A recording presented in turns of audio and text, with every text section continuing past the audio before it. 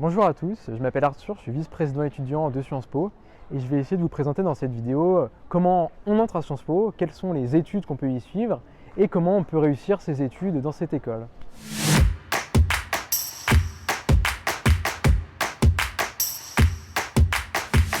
Alors Sciences Po, c'est un établissement semi-public qui est composé de 3 cycles. Le premier cycle correspond au collège universitaire où on peut accéder directement après le baccalauréat et qui est composé de 3 années d'études.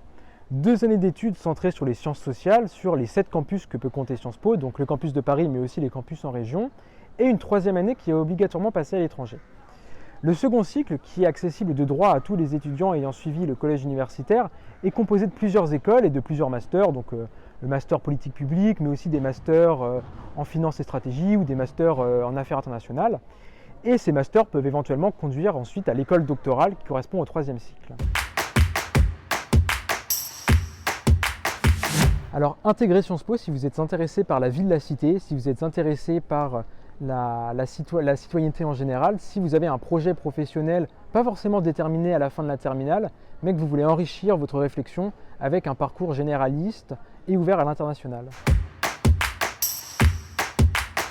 Alors Sciences Po est composé de 7 écoles, l'école d'affaires publiques, l'école du management, l'école doctorale, l'école de droit, et toutes ces écoles vont ensuite permettre aux étudiants d'avoir des débouchés plus ou moins divers dans le secteur public, mais aussi dans le secteur privé. Aujourd'hui, la majorité des étudiants de Sciences Po se dirigent vers le secteur privé. Alors Sciences Po, c'est une école qui est très tournée vers l'international. Tout d'abord parce que tous les élèves du collège universitaire ont l'obligation de partir à l'étranger lors de leur 3e année, mais aussi parce que le campus de Sciences Po compte près de 50% d'élèves internationaux, ce qui est un chiffre très important pour une université française. Et tous les étudiants peuvent accéder à différents types de double diplôme avec une multitude d'universités partenaires tout au long de leur cursus, ce qui fait que tous les étudiants qui sont passés par Sciences Po ont une forte dimension internationale dans leur cursus.